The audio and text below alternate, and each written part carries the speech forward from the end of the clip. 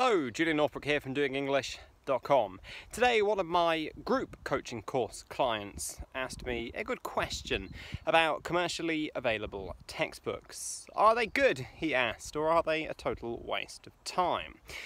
Well, I wasn't familiar with the particular coursebook series that he talked about, but here is my general opinion on commercially available textbooks.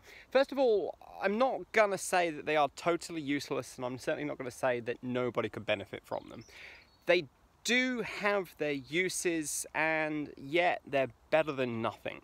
This said, my own experience with them and with researching them in particular leaves me thinking that they are not only just inadequate, but not very good, and certainly as far as the lower quality ones are concerned, potentially damaging in some ways. Now, first of all, the CDs that come with them are garbage. Throw them away. They present conversations, dialogues, samples of English discourse that are slowed down, cleaned up to the point of being so unrealistic that really they're just going to give you confidence issues more than anything else, because you get good at hearing these dialogues on these CDs and you think, wow, I can understand English conversation, and then you go out into the real world and you hear real people talking and you think, shit, what's wrong with me? Why could I understand these CDs? Why can't I understand these people? Well, because they're totally different. The speed at which people speak is totally different. The way people block and chunk their language, the way that we go and we start and then actually no, I then go back and stop, and the kind of phrases and expressions we use, it's all pretty different to what you're going to hear in these CDs. But the deeper problem is the way that these textbooks tend to be written. So what will happen is somebody will say, I want to write a series of textbooks. A publishing company will get the writers to produce the content, and they'll say, right, well, here is a list of words you need to teach. Here are some grammar patterns that need to be included. And they will take those and then they will create dialogues and text based on those lists of items. But the problem is this is actually backwards to how it should be done. Because what you end up with is overly clean, overly scripted, quite unrealistic examples.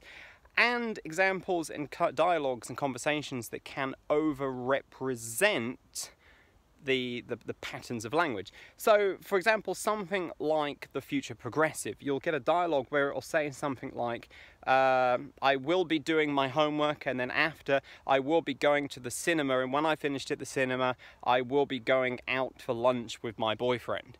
Well, we don't speak like that. We don't use the future progressive that often in a single block of speech. Now, we don't say things like that at all. We say, oh, once I've got this fucking homework done, I'm off to the cinema, then I've got to meet my boyfriend for dinner.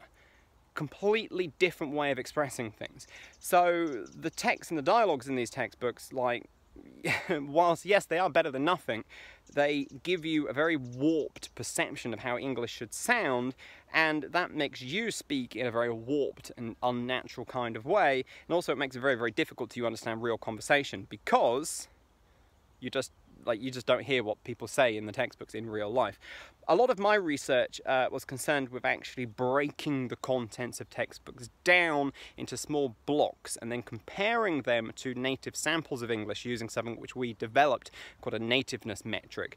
And if you compare two samples of native speaker speech, what basically happens is you get a perfect score for them. Then when you compare the textbooks, and we use a kind of statistical modeling to do this, what you end up with is a very, very skewed representation of the English language that really just shows that statistically, or the probabilistic statistical patterns of language as they appear in textbooks really, really are pretty off for the most part.